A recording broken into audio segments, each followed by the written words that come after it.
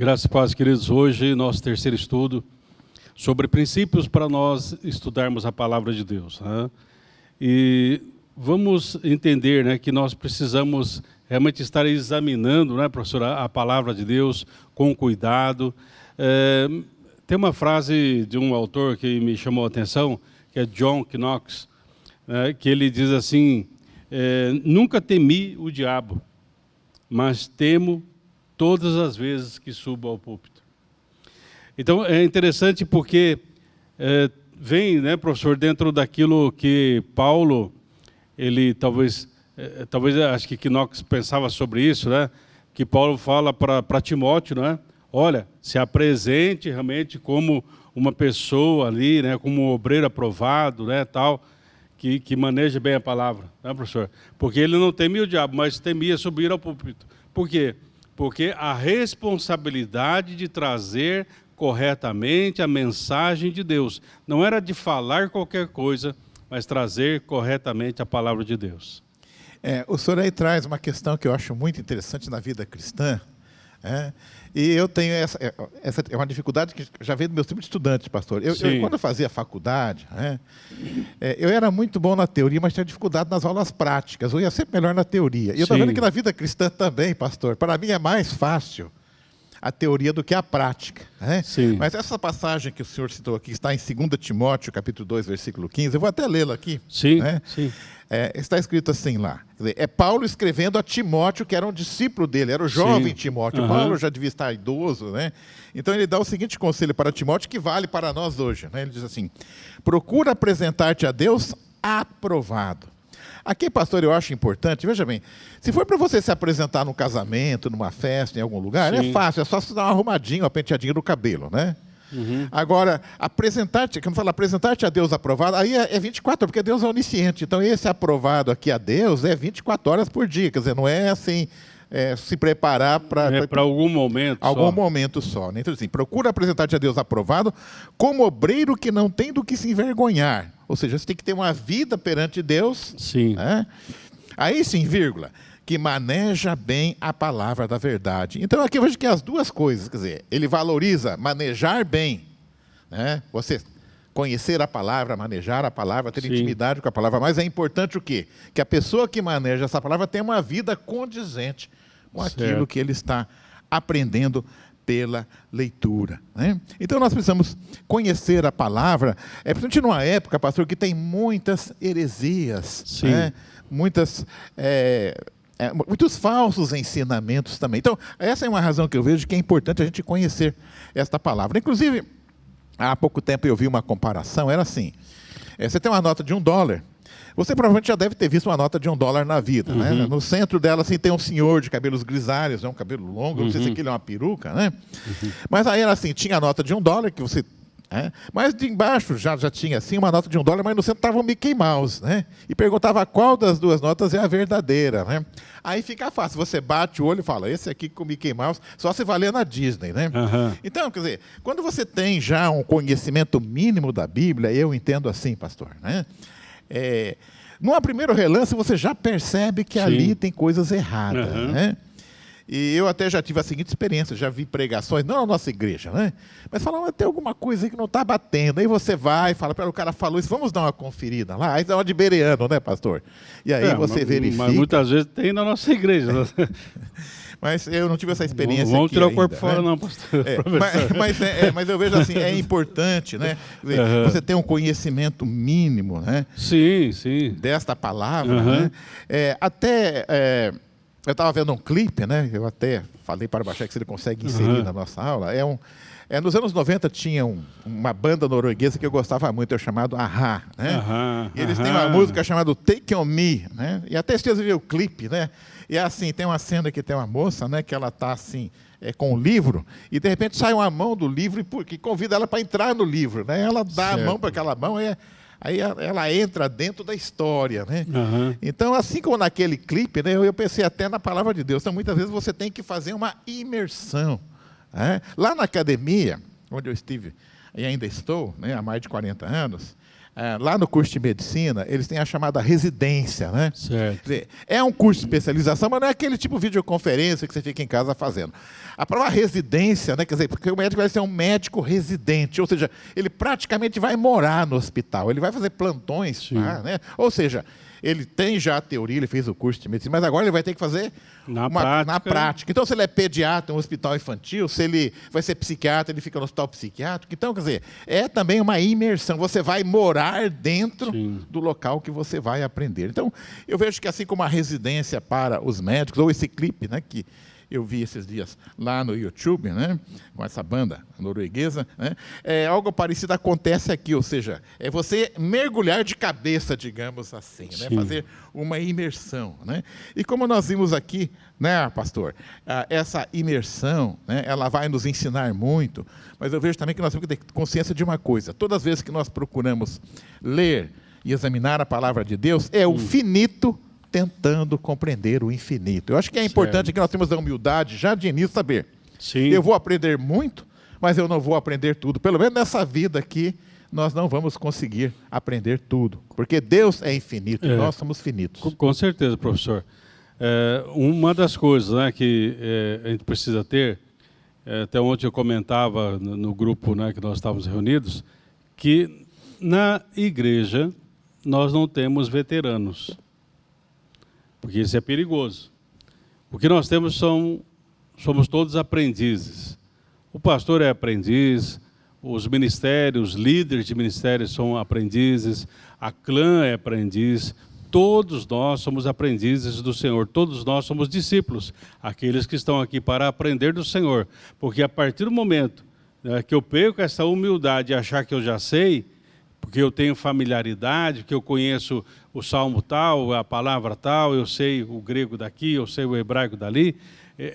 A partir do momento que eu perder essa humildade, eu estou perdendo, na verdade, o espírito vivificador desta palavra. E aí, então, eu vou ficar com aquela palavra que vai ser árida, seca, e não vai produzir a vida abundante que o Senhor Jesus veio trazer, né? Essa questão de veteranos, eu quando entrei na igreja nos anos 80, tinha alguns velhinhos aqui, já não estão mais aqui, já estão na glória, né? Eu usava muito essa expressão assim, no tempo do reverendo Parker. Esse reverendo Parker foi um pastor que esteve aqui nos anos 50, um missionário, né? Eu agora que estou aqui já desde os anos 80, eu posso dizer assim, nos tempos do reverendo Elias Passeri, né? Dizer, praticamente é essa distância, né? Mas eu vejo assim, eu não gosto muito, não gostava, e eu acho que hoje eu tenho que tomar um certo cuidado, porque eu tinha 20 anos, e eu via os de 50 falando algumas coisas que eu não gostaria hoje, né, de repetir. Né? Tipo, às vezes a pessoa vem conversar com você, discutir algumas coisas, fala, não, mas no tempo do reverendo, dá a impressão assim que, poxa, eu estou aqui há 30, 40 anos, você está chegando agora. Né? Mas o senhor falou, né? A gente muitas vezes vê também pessoas recém-convertidas dando um show de Bíblia. Então, não existe assim nesse... porque assim, o tempo cronológico não funciona muito, pastor. Um exemplo que nós tivemos numa igreja que nós passamos, chegou para nós, né, ali um casal. Eu falo, chegou no sentido porque entendemos que Deus enviou aquele casal e nós começamos a conversar, um discipulado que a gente chama informal, não era uma coisa sistemática e tal, mas conversando, andando juntos. Até uma das coisas que esse rapaz chegou para nós logo no início, ele falou assim, como que eu vou saber que você vai ser o pastor, é um pastor para a minha vida? Eu falei, não sei, vamos caminhar junto, vamos andar junto, vem conviver, você vai ver como que eu trato minha família, como eu trato minha esposa, como que eu trato meu filho, vem conviver com a gente, aí você vai ver. No final você vai falar, se eu sou ou não sou pastor para estar junto com você. E ele veio, né, aprendendo e tal. Aí passou uns 6 meses, nós fizemos um desafio, né, para ele e para a esposa, no caso o casal, para eles darem uma aula ou 2 na escola dominical. Nós preparamos, passamos para ele, conversamos, enfim. E aí então eles foram, né, aceitaram o desafio e foram na escola dominical e deram a aula e tal. E alguns irmãos veteranos chegaram para mim e falaram assim, pastor, eles já conheciam a palavra, de onde eles vieram, como que eles vieram? Eu falei, não, eles não vieram. Não, porque eles falam com propriedade. Eu falei, sim, porque eles leem a Bíblia. Eles chegaram e começaram caminhar lendo a Bíblia, meditando na palavra, enfim, né? E isso fez a diferença. Ou seja, eles tiveram autoridade no falar, porque eles já estavam manejando bem a palavra da verdade, né? E a vida deles, o comportamento deles também falava alto, né? E isso fez a diferença. Eu vi uma vez uma pergunta que um pastor fez que eu achei bacana, né? Ele fez a seguinte pergunta: quantos anos de igreja você tem, né? Então, se eu estivesse lá, eu falaria, olha, eu tenho 40 anos de igreja, eu responderia para ele, né? Então, ele diria assim, você tem 40 anos de igreja ou um ano repetido 40 vezes? Sim. Então, esse é o cuidado. Às vezes, aquele irmão que está lá 40 anos, ele ainda está no primeiro ano, quer dizer, ele parou no primeiro ano e não cresceu mais, ele não leu mais a Bíblia, né? Então, esse irmãozinho, às vezes, em algumas poucas semanas, ele já leu até mais e já refletiu e meditou mais que aquele que está há muitos anos na igreja. Certo. Né, não, com certeza. Até na nossa reunião aí pastoral, foi levantado, né, até uma palavra lá daquele Sérgio Cortella. Ah, sim, eu gosto muito dele. O Cortella, né? Então, ele faz uma comparação que é interessante, que ele fala assim, é o falar sobre e o falar de, né? Então, ele fala assim, que o falar sobre é você falar de fora. Aí o falar de é você estar falando de dentro. E aí ele faz esse exemplo, ele também é gordinho, né? O Cortella, né? E ele fala assim, por exemplo, eu posso falar sobre fome, né? Discorrer sobre a fome no mundo, trazer estatísticas para vocês, tal, mas eu não posso falar de fome, porque eu não passei fome. Eu não sei o que é passar fome. Eu posso falar sobre a fome, mas não de passar fome, né? E aí, então, uma das coisas que levantamos, professor, nessa reunião é o seguinte, o quanto nós falamos sobre Deus e o quanto nós falamos de Deus. O quanto realmente eu posso falar sobre fé e o quanto eu falo de fé. E aí sim, né, podemos trazer para várias circunstâncias, ou várias realidades da vida da igreja, né? Porque muitas vezes, na leitura da palavra, eu posso falar sobre a Bíblia, né? Mas eu não falo da Bíblia. E uma das coisas, né, que até nessa canção que o senhor cita aí, dessa imersão no livro, né, que a pessoa fez aí, nós precisamos ter uma imersão realmente na palavra, para que os valores da palavra sejam nossos valores. Nós precisamos internalizar os valores bíblicos, o pensamento bíblico. Francis Schaeffer, né, foi um dos primeiros cristãos a trazer uma ideia para a igreja, ele pegando da filosofia, porque na filosofia fala uma cosmovisão, né, uma visão de mundo, né? Francis Schaeffer trouxe essa ideia para a igreja e falou assim, nós temos que ter uma cosmovisão bíblica. Então, nossa visão é a partir da Bíblia, não a partir do mundo, não a partir das tendências que estão por aí. Não é a partir dos mestres que estão aí por causa do comichão nos ouvidos. Então, aquele que tem um comichão no ouvido vai levar um tapa da palavra de Deus para acabar com o comichão. É a palavra que vai dar, né? Então, isso que é o importante, nós internalizarmos os valores da palavra de Deus. Mas é importante também, pastor, externalizar, porque Paulo fala em cartas vivas, que quando você torna cartas vivas, você está externalizando, tem que internalizar e depois externalizar. Sim, porque aí, por exemplo, como o Paulo fala para Timóteo, que ele tem que se apresentar como obreiro. Né? Então, como obreiro, porque aí tem aquela palavra, né, antiga lá do Ralph Emerson, que ele diz assim, aquilo que você fala tão alto que eu não consigo escutar suas palavras. Então, quer dizer, tem uma coerência entre o nosso caráter e integridade com a palavra de Deus. Né? Mas isso vai acontecer, professor, se eu estiver falando de e não sobre. Então, porque nós somos muito teóricos, né, como o senhor colocou, né? Nós teorizamos muitas vezes sobre vida de oração. Eu posso falar 2 horas sobre a vida de oração, mas muitas vezes eu não oro 5 minutos.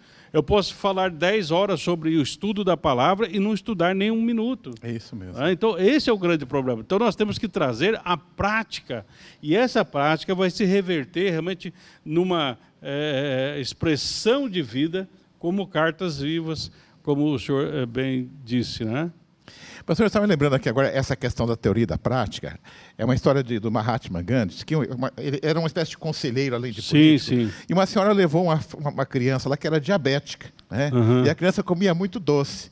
E ela queria que o Gandhi falasse para a criança para não comer doce. Né? Aí ela já tinha antecipado qual era a situação e chegou lá. Aí o Gandhi falou assim, a senhora poderia voltar daqui um mês? Aí ela voltou daí um mês, né?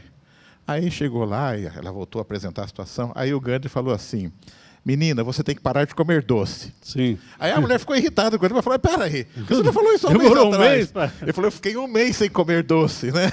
Então... porque aí vem aquele antigo ditado, ó, faço o que eu mando, mas não faço o que eu faço. Exatamente. Então, na vida cristã não é assim, olha, Paulo fala bem claro isso, né, professor? Sede meus imitadores como eu sou de Cristo.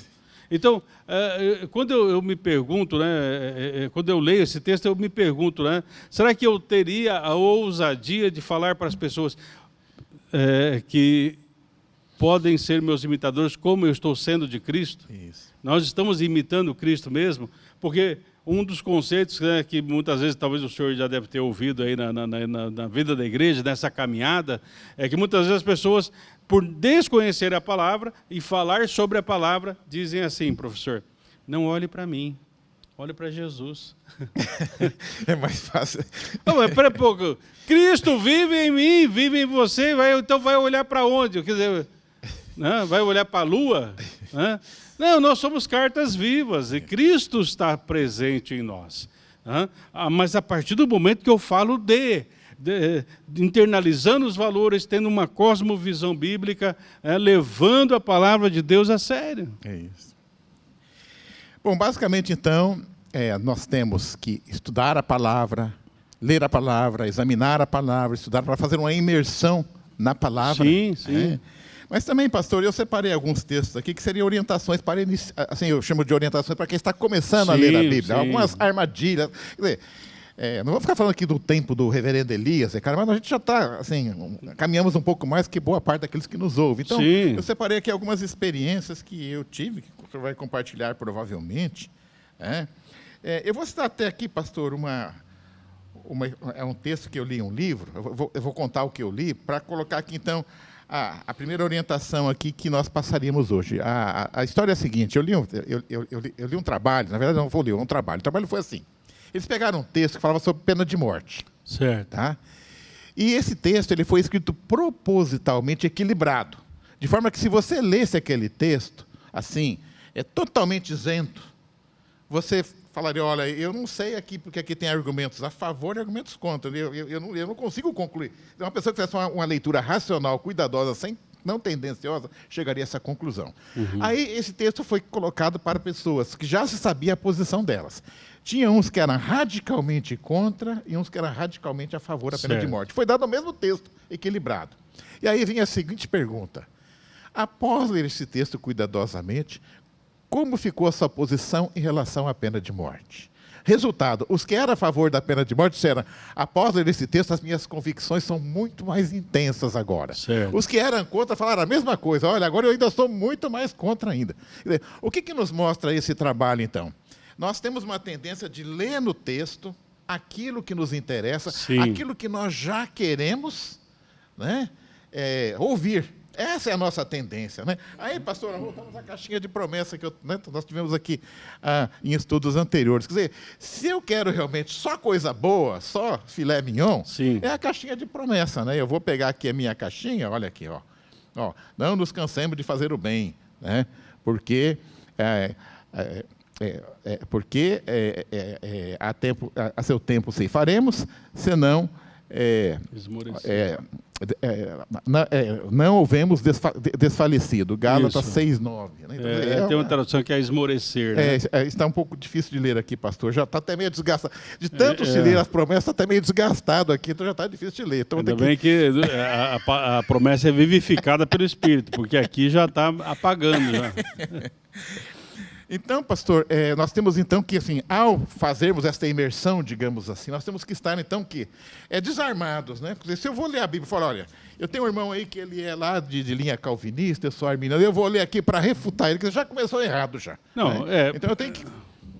É a oração, é um espírito de humildade, né, pastor? E tentar chegar... Não tem como a gente separar, né, quem nós somos daquilo que nós vamos ler. Mas eu entendo que quanto mais isento for a leitura, melhor, né, pastor? Não, com certeza. E essa isenção, professor, ela vem quando nós reconhecemos a nossa incapacidade e começamos a buscar a capacitação do Espírito Santo, que vai nos guiar a toda a verdade. Né? Por quê? Porque muitas vezes... A gente já tinha, acho que já comentado num dos estudos aí, que é assim, né? Eu pego uma ideia de um sermão, né, e tal, e começo a trabalhar e tal. No final eu falo assim, agora eu vou achar um texto bíblico para encaixar aqui. É isso, né? Então eu tento encaixar a palavra, o texto bíblico naquele sermão. Sendo que, na verdade, o sermão nasce do texto bíblico, nasce da meditação. Né? Então, até o John MacArthur, no seu livro, né, que também é um dos nossos livros textos, né, depois você pode, se você quiser, nos pergunte, nós podemos passar para você os títulos desses livros. Ele fala assim, não queira dizer aquilo que a Bíblia não diz. Né? Então, há muitos anos, por exemplo... um exemplo bem simples é quando começou a ser utilizado o violão na igreja, muitos resistiram porque, na verdade, os violões eram utilizados em roda de samba, era utilizado em coisas sertanejas, né? Enfim, né? Então as pessoas começaram... depois veio a bateria também, né? A bateria na igreja, enfim...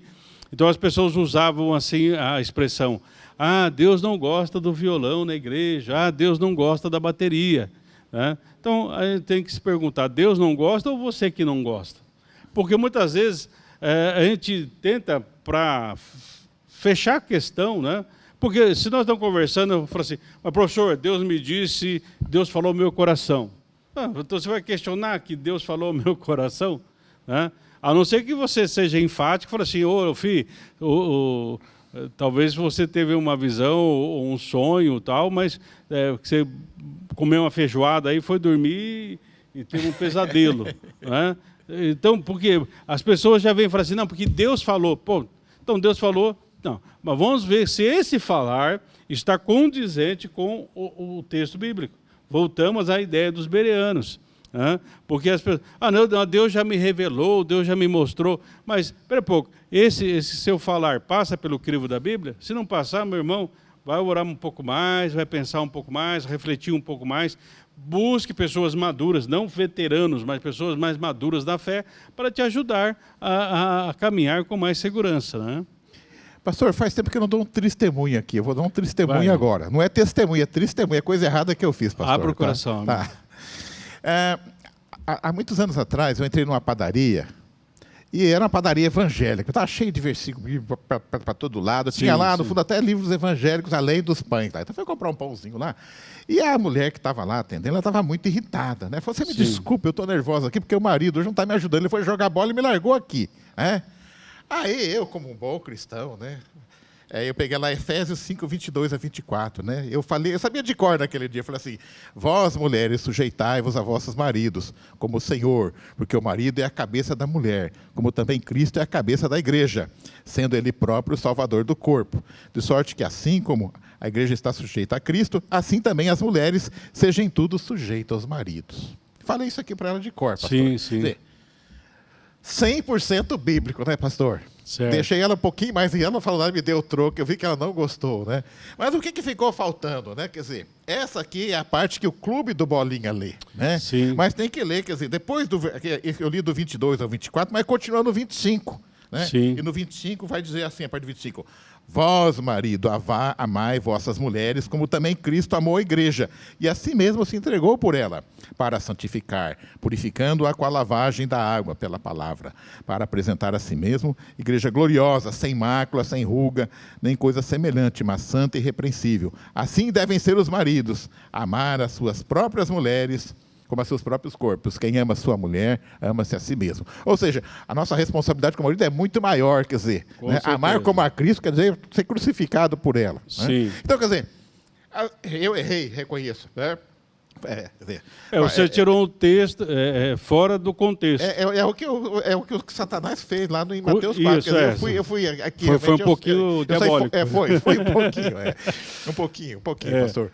Mas é exatamente essa questão de você pegar trechos da Bíblia e não ler. Quer dizer, é aquilo que você lê o que interessa. Nós, homens, né, a gente fica mais atento nessa primeira parte. Né? Vós, mulheres, sejais submissas. Né? Mas tem a outra parte que tem que ser lida também. Com certeza. Então, quer dizer, a palavra ela tem que ser é a perícope, né, pastor? É certo. todo o texto e não um pedaço dele. Né? Com certeza. Então, por isso, professor, eu creio que vai demandar mais um estudo aí para nós continuarmos falando sobre esse assunto, né, que é muito importante, porque quantos textos fora de contexto nós temos visto. E quantas heresias. Quantas heresias surgindo da própria Bíblia. Exatamente. Distorcendo a própria palavra. Eu creio que isso vai ser importante, né, professor? Isso, vamos aprendendo cada dia mais com a palavra. Quer dizer, fica aqui a lição, não use texto fora do contexto. Isso, nós vamos estar procurando te ajudar a entender um pouco mais. Nós vamos estar trazendo coisas práticas em relação ao estudo da palavra de Deus. Deus te abençoe. Amém.